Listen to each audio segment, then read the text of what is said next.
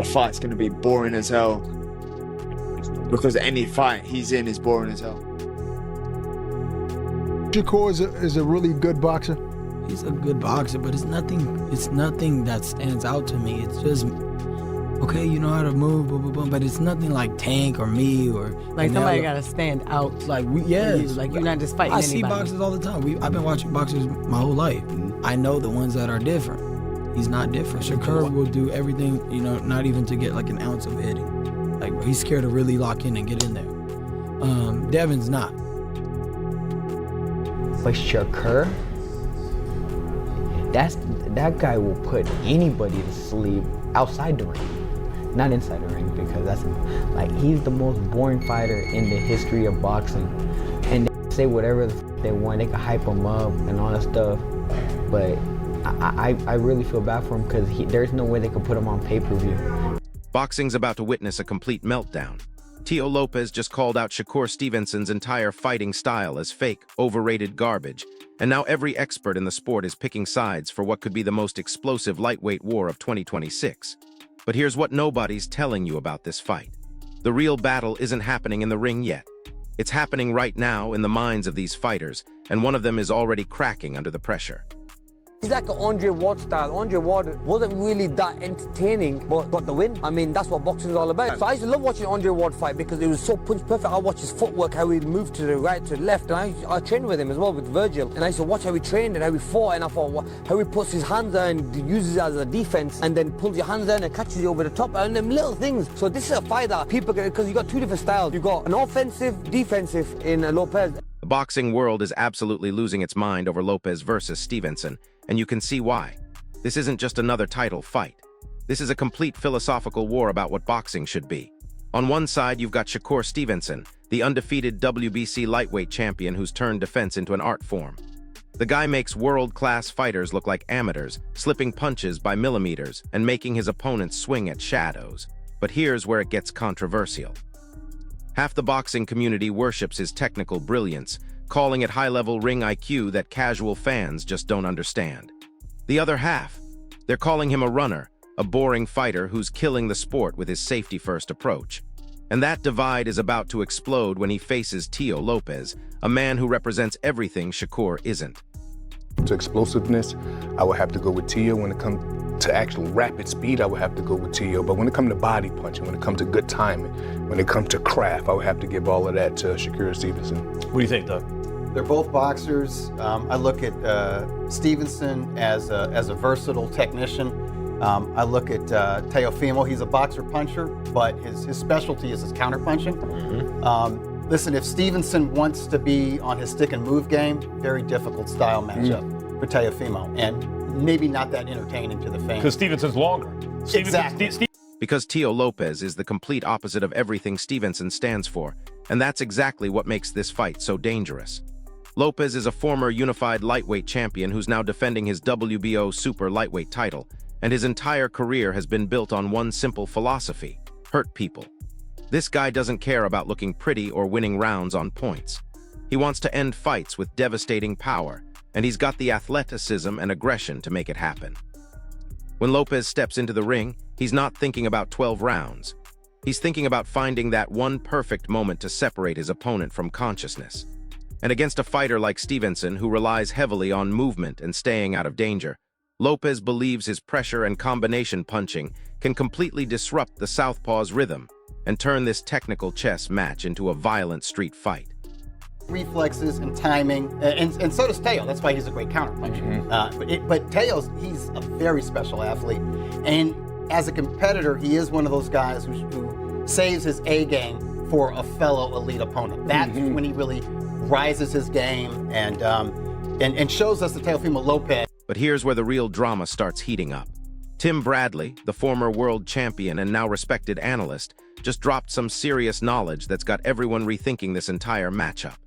Bradley's saying that Shakur doesn't need to run at all. According to him, Stevenson can actually stay aggressive, using his jab and feints to throw Teo completely off balance while controlling the pace of the fight. And Bradley's pointing out something crucial that most people are missing. Teofimo Lopez has a major flaw in his game. He gets out of position constantly and resets poorly after exchanges.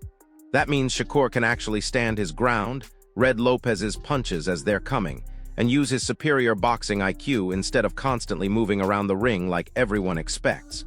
If Bradley's right, this fight could look completely different than what people are predicting.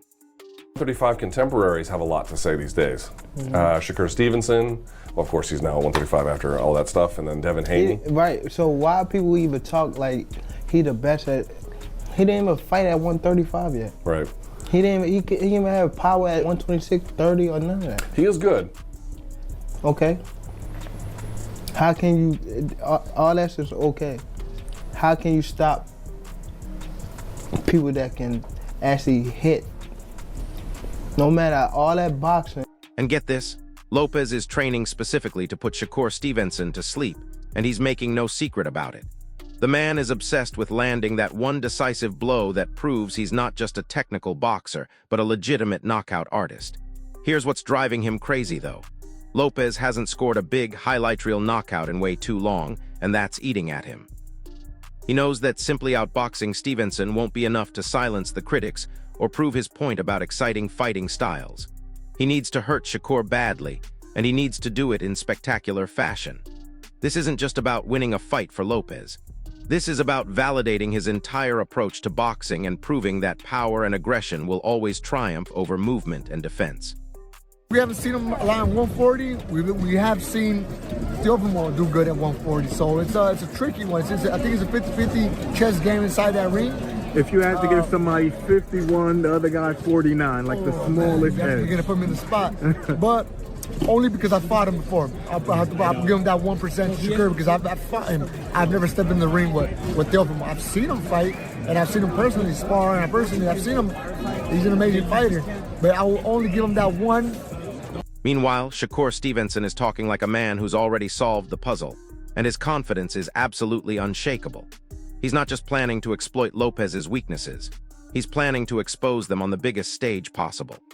Stevenson believes he can pick apart every flaw in Lopez's game if he executes his strategy correctly, and he's approaching this fight with the kind of confidence that either leads to dominant victories or devastating knockouts.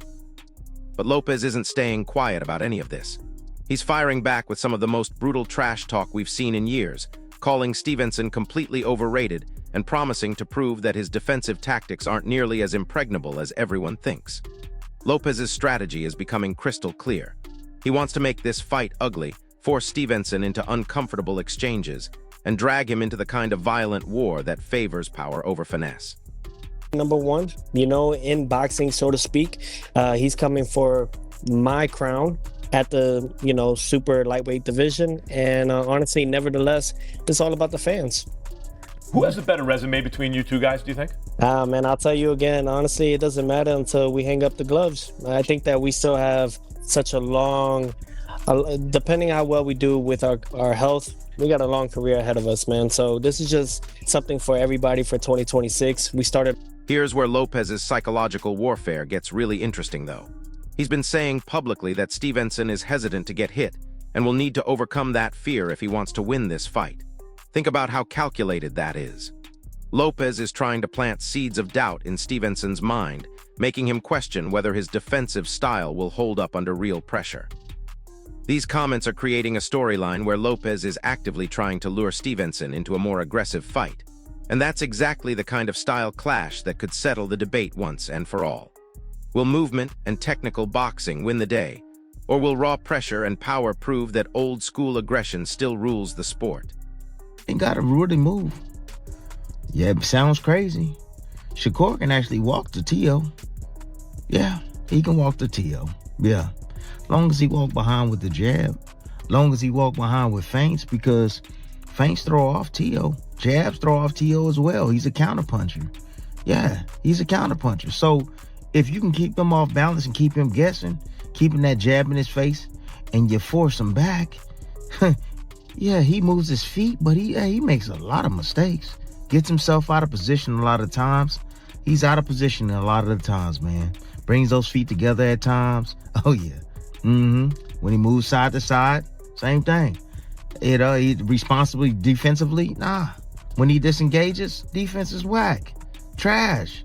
Yeah. When he resets, a lot of time he comes in the range, he's standing straight up.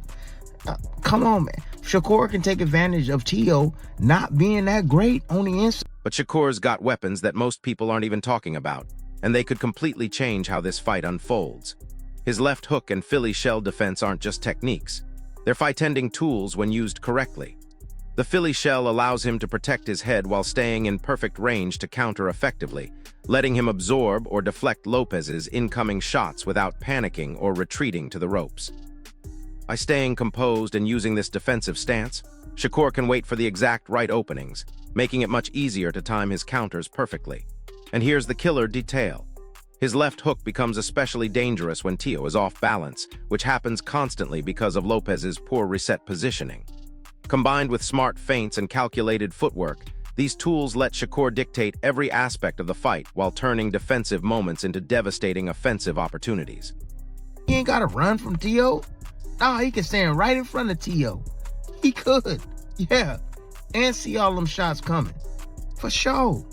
You already know the punch selection that he gonna use. Punch selection gonna be he gonna try to use his jab at a rapid pace. Of course. He gonna try to out-jab Shakur. Of course. Flicking it out there, flicking his jab out there, man. Trying to get some sort of response. Or flicking it out there, trying to just close the gap on Shakur. And he gonna throw the right hand downstairs. Yeah, that's what he gonna do. He gonna be looking for that right hand, then he gonna try to sneak him up top. Yeah, it's plain and simple. Sneak him up top. That's it. But if Shakur can stand his ground, if Shakur can evade and get right back in his face, man, evade and get right back in his face, right? When he's not set or ready to punch, when them feet are spread apart, Shakur can walk too.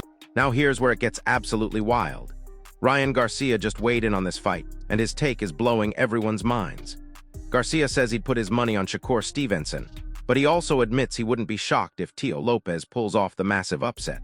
According to Garcia, while he thinks Lopez might struggle initially with Stevenson's slick defensive style, he could be seriously underestimating Teo's ability to adapt mid-fight. And if Lopez makes the right adjustments and brings that combination of power and relentless pressure, he could surprise absolutely everyone with a spectacular knockout victory. Garcia's perspective is fascinating because it reflects respect for both fighters' abilities while acknowledging that Stevenson's boxing IQ advantage might not be enough if Lopez executes his offensive game plan perfectly. Consider you, out of you and Shakur, I would consider you the more explosive, possibly the more speed concerning like getting to the target quicker. But I haven't seen you really get the type of knockouts that made the fans appeal to the whole package and the whole system of you. Are you training? You mean at 140 pounds compared to 135? Yes, in comparison. Yeah. Are you training for a knockout? Are you training to do something to not just beat Shakur, but to beat him in grand fashion? When I say grand fashion, I mean going for the knockout.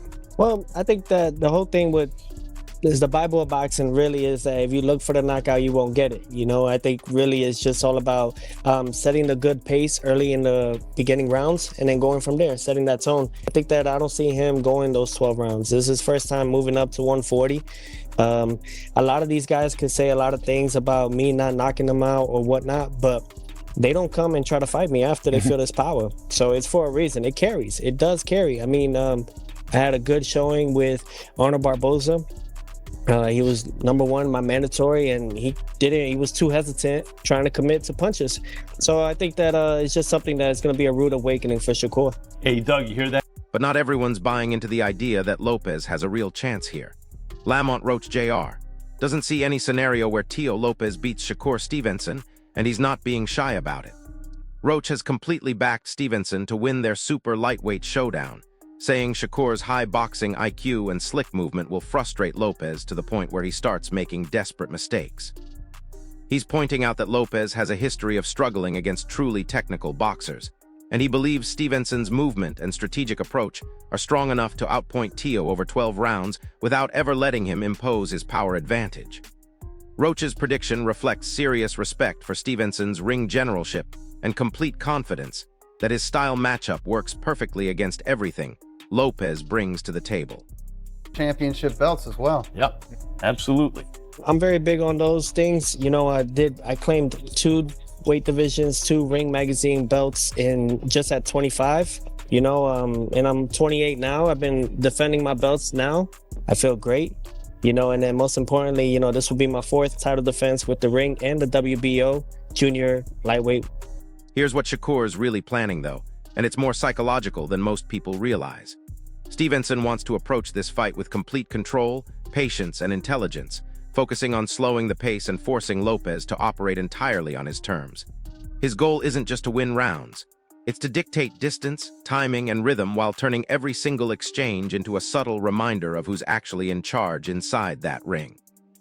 By remaining disciplined, calm, and defensively sound throughout all 12 rounds, Shakur believes he can gradually wear Lopez down mentally before he even starts breaking him down technically. He's counting on frustration building as clean opportunities become harder and harder to find, leading to mistakes and openings that he can capitalize on with devastating precision. I'm like locked in and I'm focused on what I'm supposed to be doing. Nothing else matters around me. That 4-weight world champion, it means everything to me. That's me separating myself. A lot of these guys that they claim is the guys nowadays, none of them can say that they are a 4-weight world champion.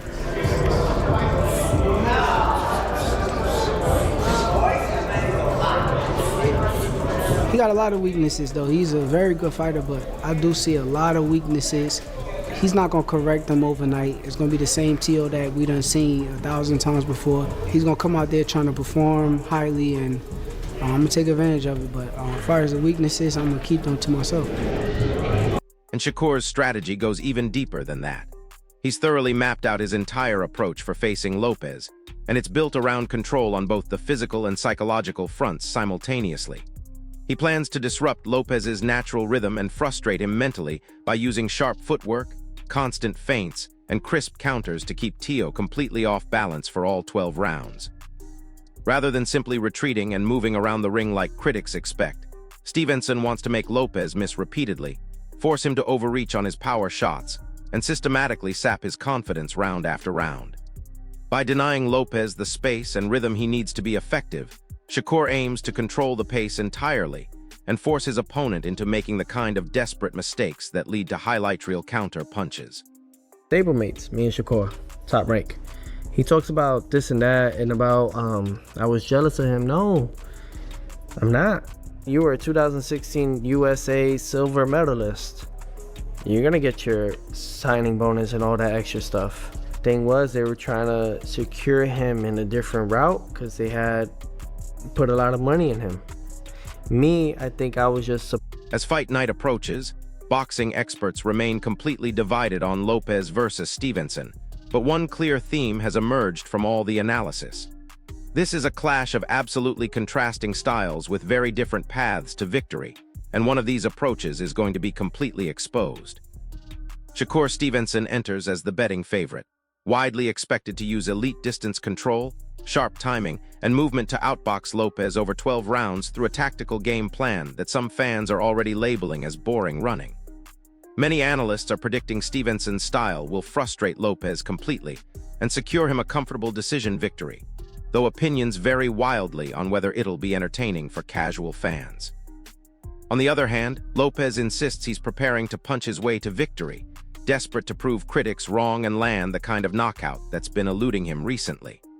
The fight may ultimately come down to whether Lopez's power can disrupt Stevenson's rhythm early, or if Stevenson's precision and ring IQ will prevail over 12 rounds. It's limitless, though, you know, so then again, it's like I could always succeed to another level with it, you know, and exceed to it.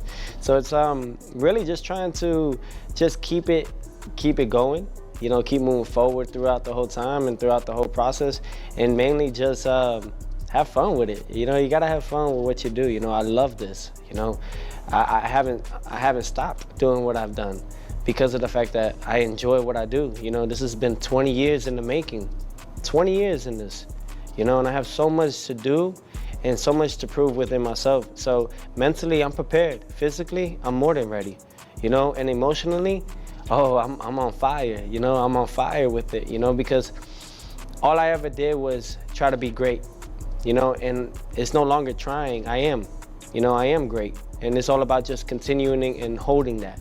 So it's all about just staying humble throughout the process, keeping myself level-headed, and really just enjoying each day. So there you have it. Two completely different philosophies about boxing are about to collide, and one of them is going to be proven wrong in front of the entire world. This isn't just about who wins or loses.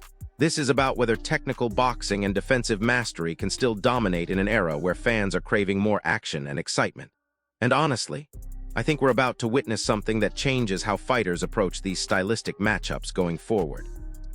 So here's my question for you, drop it in the comments. Will Shakur control the fight with movement and boxing IQ, or will Teo's power and aggression steal the night? Tell me your prediction and exactly why you see it playing out that way. If this breakdown helped you understand what's really at stake in this massive fight, smash that like button, subscribe to the channel, and hit the notification bell because this is just the beginning of what's going to be an absolutely insane year for boxing. I'll see you in the next one. Shakur going to that damn Mayweather defense, Philly shell, that left hook is coming. He gonna be looking for that mug all night long. That left hook, left hook, left hook. But just keep Teofimo off balance. That's all he gotta do is keep him off balance, man. Throwing them feints, fighting him off that jab, bro, it's gonna break his rhythm up, boy. He gonna struggle. He gonna have a hard time. But, you know, Kambosos didn't rush in at him. Kambosos stayed underneath himself, stayed right there in front of him. That was it. Held his ground. That was it. Anytime Lopez would do something, Kambosos come right back with counters. Yeah, but he stayed close enough to get Lopez to react. And a lot of times Lopez fought angry at him. The build-up to this fight is getting absolutely insane, and there's something happening behind the scenes that nobody's talking about yet. Both camps are playing serious mind games right now, and it's creating tension that goes way beyond normal pre-fight trash talk. Lopez's team has been studying hours of Stevenson footage, specifically looking for moments where Shakur gets uncomfortable or breaks his rhythm, and they think they've found patterns that most analysts are completely missing. They're convinced that Stevenson has tells when he's about to engage offensively, and Lopez is drilling specific counters designed to catch Shakur in those exact moments. Meanwhile, Stevenson's camp is doing something even more calculated. They're not just preparing for the current version of Lopez. They're preparing for every version of Lopez that might show up on fight night, including a desperate, reckless version that throws caution to the wind in the later rounds. I think I'm underestimating Teofimo a little bit, but I don't think he can make the necessary adjustments to his own style to combat what Shakur does best. But he could definitely prove me wrong, for sure. And I won't be surprised. Okay. Guess obviously if you win this fight, you're going straight to the Haney rematch, right? And there's a bunch of options on the door. You got Conor Ben. I know they made that as a mandatory, so you know we could explore that option. There's so many. Here's where the stakes get absolutely massive, though, and it's not just about bragging rights or titles. This fight could literally reshape the entire lightweight and super lightweight divisions for the next 5 years. If Shakur wins convincingly, he proves that technical boxing still rules the sport, and we'll see a whole generation of young fighters copying his defensive style and patient approach. But if Lopez scores a spectacular knockout, it sends a completely different message to every up-and-coming boxer watching. It tells them that fans want violence, that technical mastery isn't enough anymore, and that the fighter who brings more excitement will always get more opportunities. The ripple effects of this fight are going to influence how fighters train, how they approach stylistic matchups, and how promoters build future cards. We're not just watching a fight. We're watching the sport choose its identity for the next decade. I think wins that fight between him and Teofimo Lopez if they fight. I think Shakur wins. And I don't think it's going to be like a super tough fight either. His IQ will frustrate him. Don't you think Teo has also good ring IQ and also is slick, fast? I think explosive? so, but when you look at Teo's performances against guys that are just pure boxers, it's just like he almost lost to Sandor Martin. Some people thought he lost to Sandor Martin. He did beat Loma, who's arguably at the time considered one of the best in the world. He did, and that was a hell of a performance too. So yeah, I mean, I think he's hit or miss. You got to think he got stuff. He a little cuckoo too. Like he has like a little mental lapses every once in a while. Look at the Kambosos fight. Like that's a fight that people would never expect Kambosos to win, and he won a grueling match against him as well. So I just, I don't know. I don't think he can get it done against Shakur when it comes to like, cause it's gonna be just a skill match. I don't think he's gonna try to rough. And speaking of identity, let's talk about what this fight means for both fighters' legacies, because the pressure is absolutely crushing.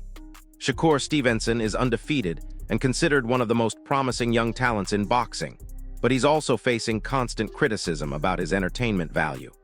A boring decision victory over Lopez might secure his technical reputation, but it could also cement his image as a fighter who prioritizes safety over spectacle. That's career poison in today's boxing landscape, where social media highlights and viral knockouts drive everything.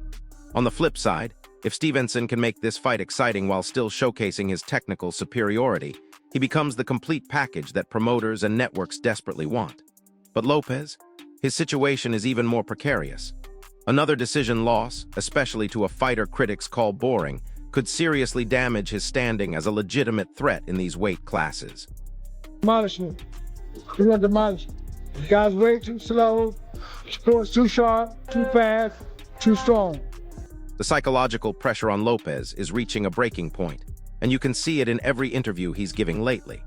This man knows that his reputation as an exciting, dangerous fighter is on the line, and he's carrying the weight of representing everyone who thinks modern boxing has become too safe and technical. Lopez isn't just fighting for himself. He's fighting for every fan who misses the days when boxers stood in the pocket and traded bombs until someone dropped. That's an enormous burden to carry into a fight, and it's making Lopez more desperate and more dangerous than he's ever been. He's training with a level of intensity that's bordering on obsession, and his sparring partners are reporting that he's looking for the knockout from the opening bell in every single round. This isn't the calculated, patient Lopez we've seen before. This is a man who's convinced that his entire career depends on proving that power beats finesse.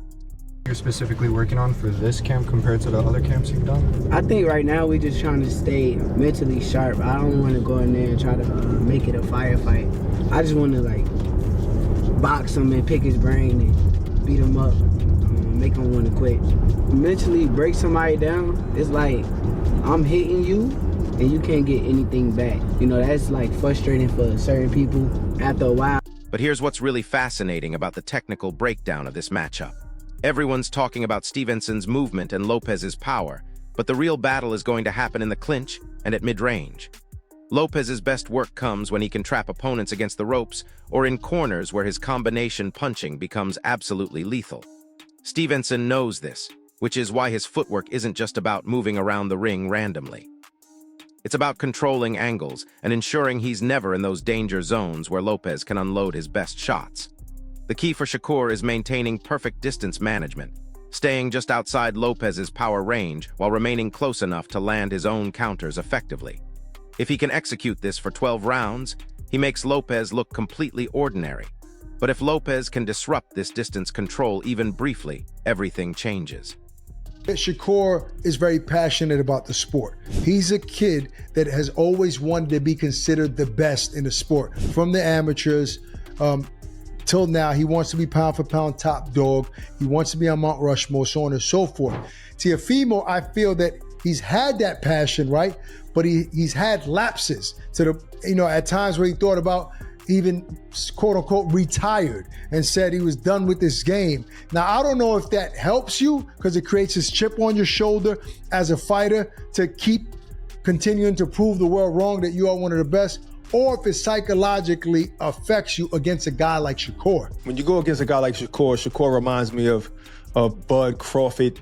You can't have those lapses. You can't have that kind of mindset. And I think, Teo's been very vocal about the things that he struggled with. And, he was going through a divorce and all of these things were making it really, really hard for him to focus on his first love. But that's the thing. Recently, he said he came back to his first love. He remembers that this is what got him everything he has. And he's back in love with boxing. And that's what we've been wanting to hear.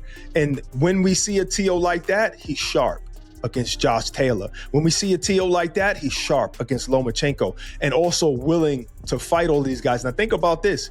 I know we call big, heavy punches the boogeyman, but usually the boogeyman is the guy that's hard to beat. And Shakur, nobody really wanted to fight him. And once again, Teo And Lopez has been working on something specific that could completely change how this fight unfolds.